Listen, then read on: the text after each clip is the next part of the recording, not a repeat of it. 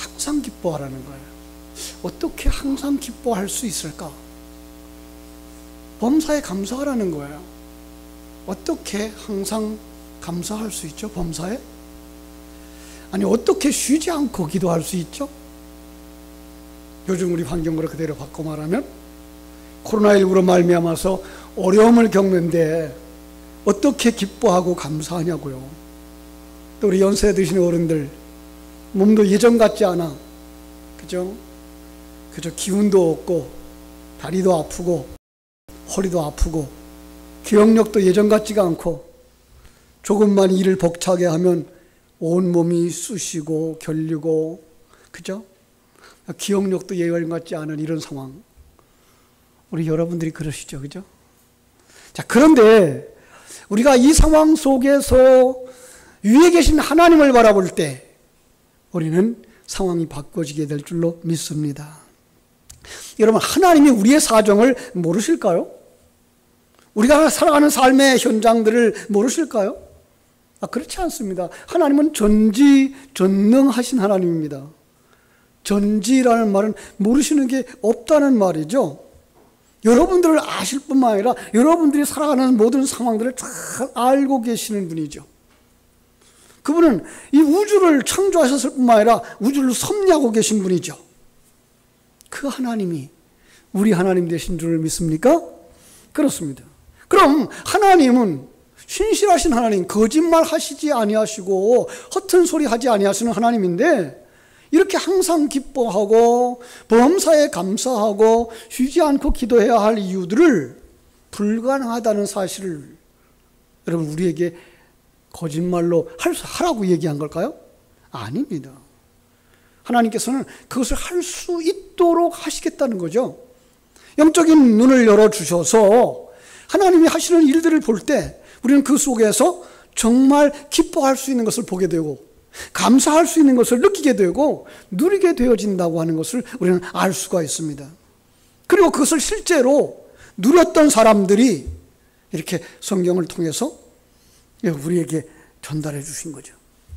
그 성경을 받아본 사람들이, 그 설교를 들은 사람들이 똑같은 은혜를 누렸기 때문에 정말 기뻐하고 감사하고, 그래서 다음 세대에게 또 흘려주었고 또 다음 세대에게 흘려주어서 오늘 우리에게까지 이 감사하라고 하시는 말씀이, 기뻐하라고 하는 말씀이 전달되어진 줄로 믿습니다. 하나님은 오늘 우리에게 주시는 이 신명기 16장 말씀을 통해서 그들의 삶에 주셨던 하나님의 말씀들을 다시 묵상하도록 하고 있어요.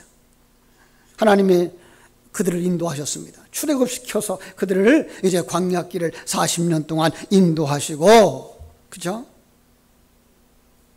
이제 그들이 머지않아 약속의 땅 가나안에 들어가게 될 때 이 옛날에 주신 말씀을 다시 한번 이렇게 기억하게 하시면서 가나안에 들어가든 꼭 이 절기를 지켜라 라고 하시는 말씀이 오늘 신명기서의 말씀입니다. 신명기서는 그래서 이 모세의 설교로 되어져 있습니다. 자신의 그 지나간 40년의 사역을 돌이켜보면서 이제 가나안 땅에 들어가서 살아가야 할 그 백성들을 바라다보면서 그들에게 꼭 전달하고 싶은 하나님의 말씀, 그걸 설교로 풀어내고 있는 것을 볼 수가 있는데요. 자, 오늘 우리는 그 말씀을 처음 주셨던 출애굽기 23장으로 한번 먼저 가보겠습니다. 이 출애굽기 23장 14절로 17절에 보면 하나님은 이렇게 말씀하십니다. 너는 매년 3번 내게 절기를 지켜라. 너는 무교병의 절기를 지켜라. 또 맥주절을 지켜라. 그리고 수장절을 지켜라. 이렇게 모든 남자는 매년 3번씩 주 여호와께 보일지니라 라고 말씀하셨습니다. 이것이 바로 이스라엘 백성들이 절기를 지켜야 하는 바로 제도를 그들에게 선포해 주신 것입니다. 자, 이 말씀은 이제 출애굽한 다음에 그들이 이제 시내산 밑에 모였고, 모세가 시내산에 올라가서 40일 동안 하나님과 함께 교제하면서 하나님이 거기서 십계명 돌비를 만들어 주셨고, 내려가면 성막 지을 것을 가르쳐 주셨고, 성막 안에 기물들을 어떻게 만들 것을 가르쳐 주셨고, 그리고 절기는 어떻게 지킬 것인지를 가르쳐 주셔서 40일 동안 그 모든 것들을 머리에 다 기억하고 이제 내려가도록 하셨던 것을 우리가 알게 됩니다. 그런데 여러분, 그들은요, 광야 40년 동안에 광야에서 절기를 지킬 수가 없었습니다. 아니요, 지키기는 지켰을 것입니다. 그런데 거기에 꼭 필요했던 것이 무엇인지를 그들은 갖출 수가 없었습니다. 실제로 그들이 이삭을 바칠 수가 없었고 소제를 드리기가 너무나 힘들었습니다. 그러나 그때마다 그들은 하나님께서 그것을 통하여 무엇을 요구하시는 것인가를 그들은 배웠고, 그래서 지금 가나안 땅에 들어가는 이스라엘 백성들에게 바로 그와 같은 진리를 다시 한번 되새김질할 수 있도록 이렇게 절기를 지키라고 말씀하고 있는 것입니다. 그 중에 오늘 말씀 무엇입니까? 맥추절을 지키라 라고 말씀하시는 본문을 우리가 받아왔습니다. 9절에 이렇게 말씀하고 있죠. 7주를 셀지니 곡식의 낫을 대는 첫날부터 7주를 세어 네 하나님 여호와 앞에 77절을 지키라 라고 말씀하고 있는 것입니다. 여러분, 유대인들에게 주신 3대 절기 기억하십니까? 금방 출애굽기 23장에서 요구를 했습니다. 첫 번째로 무교절을 지키라 그랬고요. 두 번째로 77절, 그죠? 지키라 그랬고요. 세 번째로 이 수장절을 지키라 그랬어요. 자, 그런데 우리가 기억하고 있는 것과 조금 다르지 않습니까? 우리는 유대인들에게서는 유월절이 가장 중요한 절기인 줄 알고 있는데 왜 무교절이라 그랬을까요? 유월절 안에는요, 그 무교절이 들어가 있어요. 그래서 그 유월절 어린 양을 잡는 그날 저녁부터 무교병을 먹어서 일주일 동안 무교병을 먹기 때문에 무교절이라고 말하기도 합니다. 재미있는 건요, 그 유월절을 맞이하고 첫 번째 안식일을 맞이한 다음 안식 후 첫날에 그들은 천이삭을 하나님 앞에 드렸기 때문에 초실절이라는 절기도 이 유월절 안에 담겨져 있었던 것을 우리는 알 수가 있습니다. 뿐만 아니라 이제 여기 말한 것처럼 7주를 지나서 77이 49죠. 그래서 77절이라고 말하는데 이게 50일 되는 날, 그래서 오순절이라는 말로 바뀌었고, 또 그런가 하면 그때가 맥추를 거두어서 하나님 앞에 드리는 절기였기 때문에 맥추절이라고도 말하는, 이 절기가 다른 이름들로 묘사되면서 거기에 깊은 뜻이 들어가 있는 것을 우리에게 전달해 주고 있는 것입니다. 뿐만 아니라 이제 7월이 되면 그들은 모든 곡식을 거두어서 창고에 들인 다음에 이제 초막 들판에 나가서 초막을 짓고 그들의 광야에서 걸어온 40년을 묵상하면서 지나온 인생을 묵상하면서 하나님 앞에 초막절을 지키도록 이렇게 약속하신 것입니다. 다시 한번 조금 간단하게 묵상해 볼까요? 6월절 정월 14일부터 시작되는데 그 시작에 양을 잡아서 그 피를 문 좌우 설주와 인방에 바르고, 그죠? 그 집 안에서 양의 고기를 먹는 것, 양의 고기를 먹고 무교병을 먹고 쓴나물을 먹는 걸로 시작하는 절기가 6월절입니다. 거기에서 무교병을 먹는다 그래서 무교절이라고도 말한다 그랬고요. 그리고 6월절이 지나서, 그죠? 안식 후 첫날이 되어지면 초실절이라고 해서 첫 열매를 드리는 절기입니다. 여러분, 그 그림을 어디다가 적용을 시키고 있는가 하면요, 신약 성경에 예수님의 죽으심과 부활에다가 포인트를 맞추고 있는 걸 보게 됩니다. 그래서 예수님은 6월절 전날, 그죠? 십자가에서 못 박혀 돌아가십니다. 마치 어린 양의 죽음과 같이. 그리고 안식일을 무덤 속에서 지내고 안식 후 첫날 새벽에 부활하십니다. 그 무덤에 달려갔던 여인들이 발견을 하죠. 예수님의 시체가 없어요. 그래서 그들이 슬퍼하고 있을 때 안타깝게 여긴 예수님이 뒤에 가서 부르시죠. 마리아야. 그랬더니 뒤를 돌아다 보니까 예수님인 거예요. 너무나 반가워서 예수님을 붙잡으려고 그랬더니 예수님 뭐라 그래요? 내게 손대지 마라.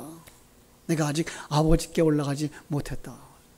예, 첫 열매는 하나님께 먼저 드려져야 된다는 사실을 그렇게 가르쳐 주면서 바로 예수님이 첫 열매였구나라고 하는 사실을 이 6월절 절기 속에다 탁 담아주신 거예요. 자, 우리 한번 따라 합시다. 6월절은 예수님으로 말미암은 구원의 시작이다.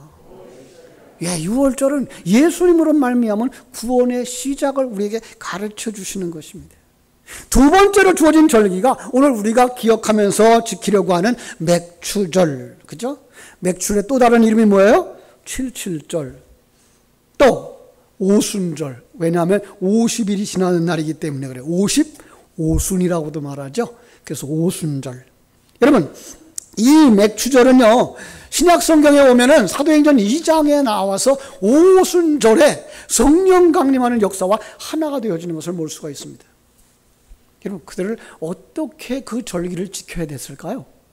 가장 먼저 기억할 것은 그들에게 뭐라고요? 하나님께로 나오라 그러는 거예요. 그래서 우리는 이 절기를 지키기 위해서 그들을 모여야 했구나. 예. 그 절기를 지키기 위해서 그들은 모여야 되는 거예요. 3대 절기를 지키는 기본이 예루살렘으로 올라가 모이는 거예요. 하나님의 사람들이 한 자리에 모여서 무엇을 생각했을까요?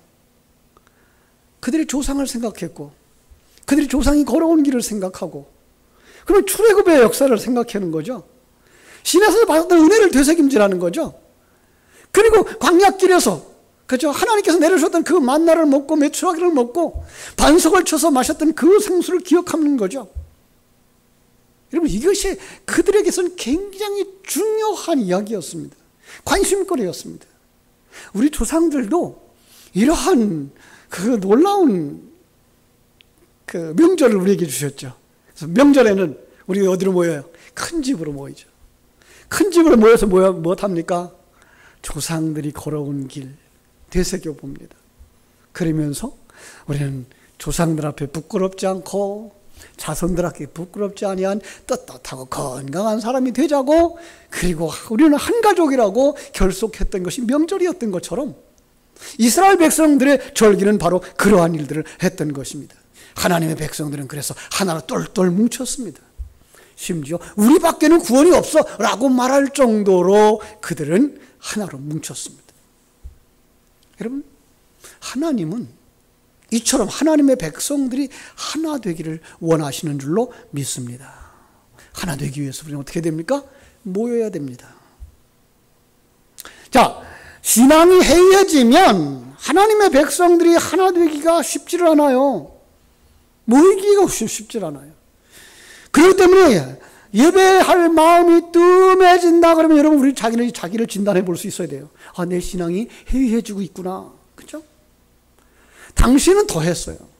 요즘은 우리 교회가 멀지 않아요. 그죠? 이 가까이 있어서 늘 이렇게 또 주일마다 모이기 때문에 그죠? 예배에 모일 수 있고 함께 쉽게 모일 수 있어요.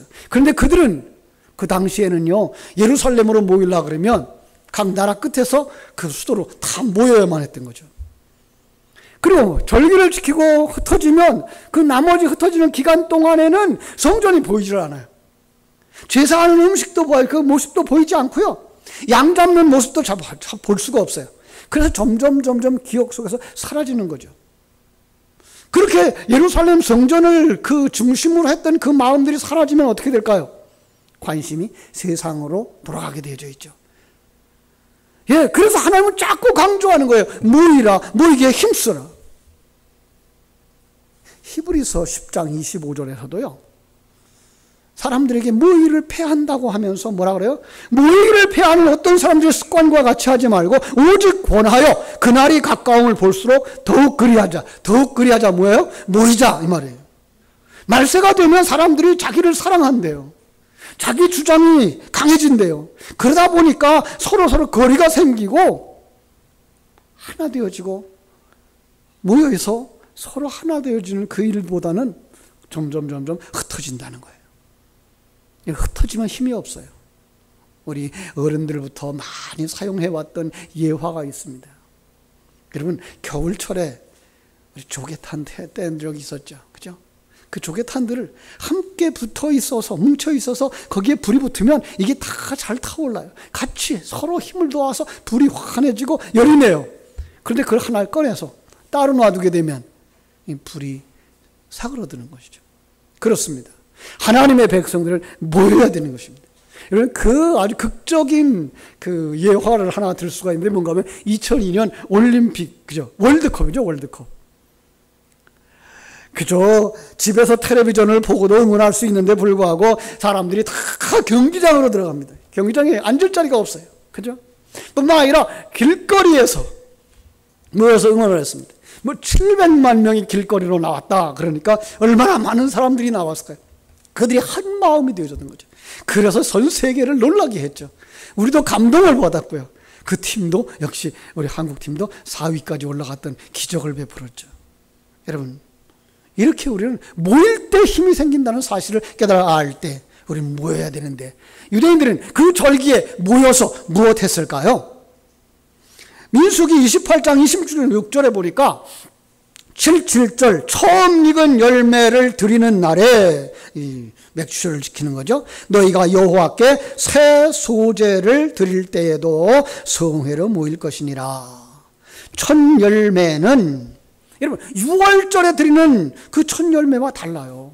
초실절에 드리는 첫 열매와 초실절에 드리는 첫 열매는 보리예요. 대맥이에요. 상징하기를 예수님을 상징하고요. 오순절에 드리는 첫 열매는 소맥이에요. 밀이죠. 바로 성도들을 상징하는 거예요. 그러면서 첫 열매를 드리는 백성들 마음속에 예수님이 첫 열매 되어져서 완성되어져서 천국에 들어간 것처럼 나도 예수님처럼 완성되어져 천국에 들어가겠구나. 이걸 되새김질하는 날이 맥주절이었던 것입니다. 우리 한번 따라합시다. 나도 예수님처럼 열매되어 천국에 들어가겠구나. 이 믿음이 여러분 속에 있기를 주님의 이름으로 축원합니다. 맥주절에 담아주신 진리는 내가 구원받는구나. 이 6월절의 감격인 거예요. 두 번째로 하나님께서 이 6월절을 통해서 우리에게 보여주는 하나님의 그 큰 사랑은 뭔가 하면 우리에게 완성의 그림을 보여주는 거예요. 그렇습니다.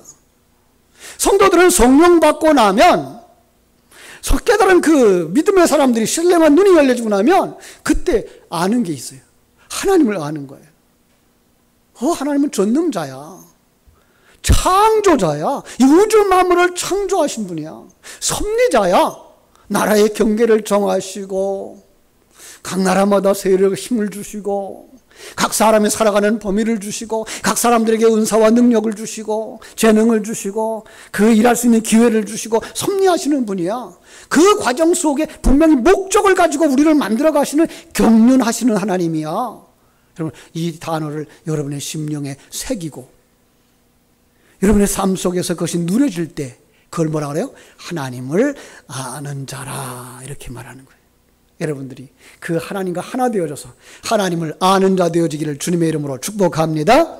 그런데 또 하나, 그 하나님을 안다는 말 속에 담아주는 의미가 있는데 뭔가 하면 하나님의 계획을 아는 거라 그랬어요. 여러분, 하나님은 우리를 하나님의 백성으로 만드시기 위해서 시간과 공간 세계를 창조하신 거예요. 수천 년의 역사와 수십억 광년이 걸린다고 하는 이 큰 우주를 만드시고 그 속에 하나님이 여러분들을 때를 따라서 태어나게 하신 거예요. 여러분들이 때가 태어날 때 그냥 우연히 태어난 게 아니라 하나님의 계획 속에서, 엄청난 계획 속에서 정확하게, 뿐만 아니라 이 땅에서 자라나면서 어느 날 예수님을 만나게 하셔요. 성령 받게 하셔요. 거듭나게 하시고, 거듭나서 아는 것이 있어요. 뭐죠? 우리를 구원하시기 위해서 성자 하나님이 이 세상에 오셨구나. 예수님을 믿음으로 말미암아 구원받는구나. 이걸 아는 거죠. 여러분 예수님은 왜 오셨죠? 나를 구원하시기 위해서 오셨어요. 예수님 왜 죽으셨어요? 내 모든 죄를 용서하시고 대속하시기 위해서 죽으셨어요.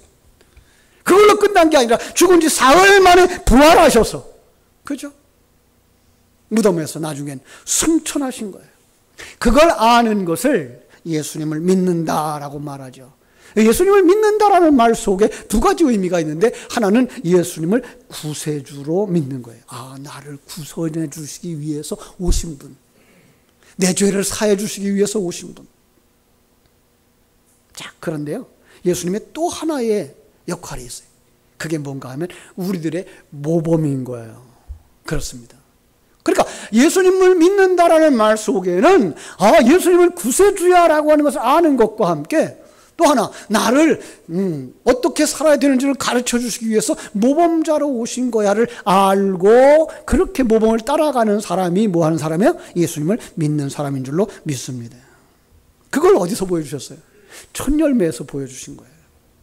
첫 열매가 되는 모든 과정을 보여주신 거야. 예수님이 성령으로 잉태하셨어요. 성령의 인도하심을 받으면서 살았어요. 그리고 십자가에 죽으시고 장사 지내어지자, 그 다음에 성령께서 그를 일으키시고 성령께서 그를 천국으로 데려가셨어요. 이게 뭐예요? 성령 안에서 완성되어지는 첫 열매.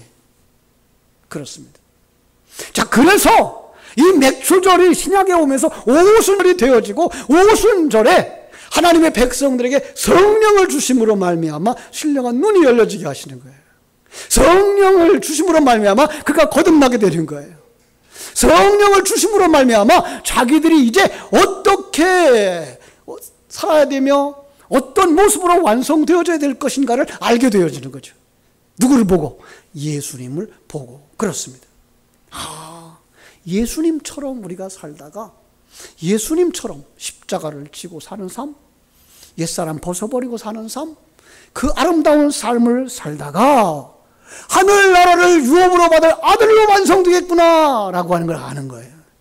아, 예수님과 한 몸 되어져 그리스도의 신부로 완성되어지겠구나, 이걸 아는 거예요.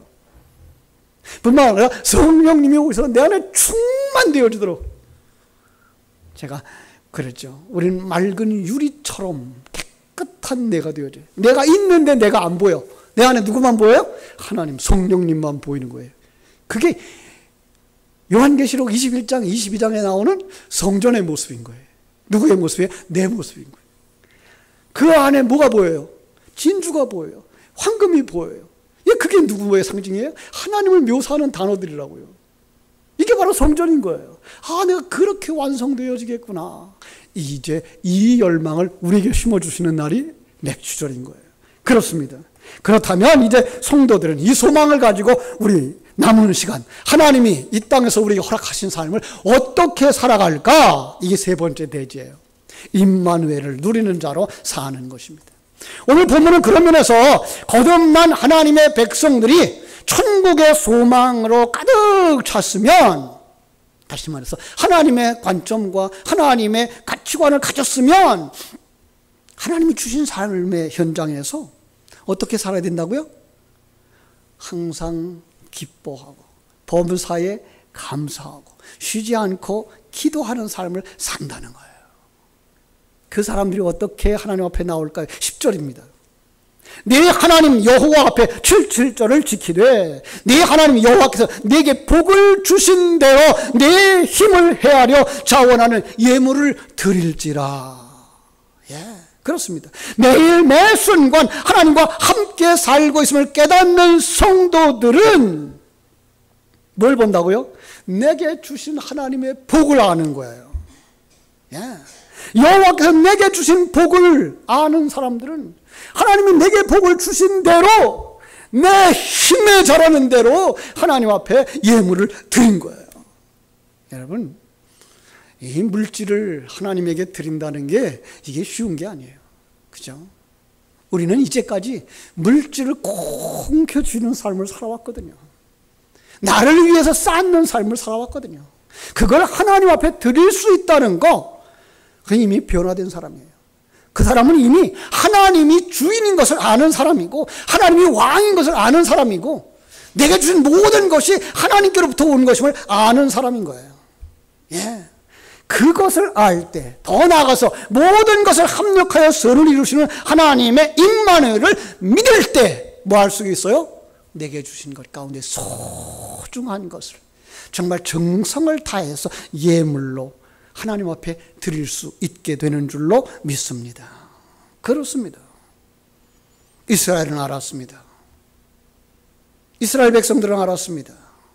출애굽의 감격 속에서, 광야 속에서 헤매던 그들을 구름 기둥과 불 기둥으로 인도하시던 하나님, 그들 가운데 성막으로 임재하셔서 임마누엘을 누리게 하신 하나님, 그러므로 말미암아 그들은 악한 마귀와의 싸움, 대적과의 싸움, 육신의 정력과의 싸움, 세속과의 싸움, 애굽의 유혹으로부터의 싸움을 이기면서 살아왔기 때문에 그들의 삶은 절기를 지키는 것이 중심이 되어졌어요.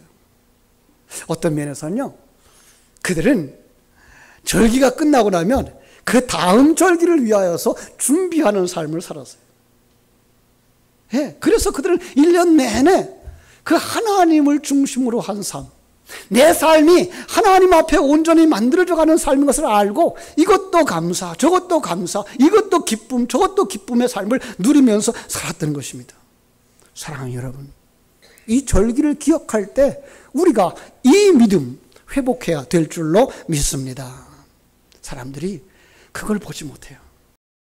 그걸 보지 못하면 어떻게 될까요? 불평하게 되죠.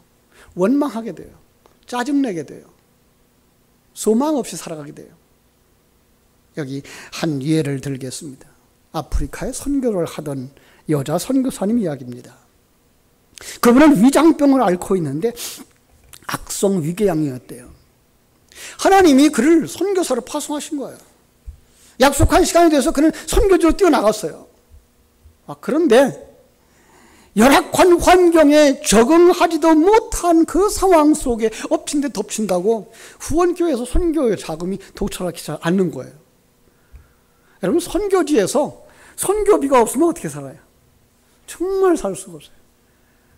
정말 언어도 잘 안 통하는 데에서, 사람도 모르는 상황 속에서, 악한 마귀 본세에 대적하는 그 상황 속에서 그는 아무것도 할 수가 없었어요. 그저 그 보리죽으로 연명하면서 하나님 앞에 기도만 했어요. 한 달이 넘어서 겨우 이제 선교비가 도착해가지고 그때부터 이제 활발하게 선교 활동을 했는데, 얼마 있다가 이제 본국에 돌아와서 선교 보고를 하면서 그때 선교비가 오지 않아가지고요 아주 고생을 무지무지하게 했습니다. 보리죽만 먹으면서 살았거든요. 정말 교회가 그의 수고에 대해서 이제 격려를 하면서 이분이 병원에 갔어요. 병원에 가서 진찰을 했더니 의사 선생님이 깜짝 놀라는 거예요. 위장이 깨끗해졌다는 거예요. 모르셨어요? 그랬더니 그 이야기를 한 거예요. 제가요 선교비가 떨어져서요 그냥 한 달이 넘도록 보리죽만 먹고 살았어요. 그랬더니 의사 선생님이 하시는 말씀이, 선교사님, 하나님이 선교사님을 크게 사랑하신 거예요. 그때 보리죽만 드셨기 때문에 악성 위궤양이 깨끗하게 치료된 거예요. 선교사님이 만약에 국내에 있었으면 절대 못 고칩니다. 왜냐하면 먹을 게 많고 먹을 것에 유혹이 많기 때문에. 근데 그곳에 가서 굶다시피 보리죽만 드셨기 때문에 위궤양이 나은 겁니다. 그때서야 그 고난이 하나님의 일하시는 일이었다는 것을 그는 깨달아 알게 되었다는 거죠. 그리고 감사하면서 그 고난을 주신 하나님께 감사하고 또 고난의 현장으로 나가서 선교 사역을 아름답게 했다고 그럽니다. 사랑하는 여러분, 지금 우리가 코로나19로 말미암아서 어려움을 당한다고 말합니다. 그런데 혹 이 어려움이, 이 기적의 순간이, 누구에게는 기적의 순간이 될 수 있다는 사실을 한번 깨달아 간다면, 여러분, 그 기적의 주인공 누가? 바로 이 시간 예배하는 여러분들이 되어지기를 주님의 이름으로 축원합니다. 그렇습니다.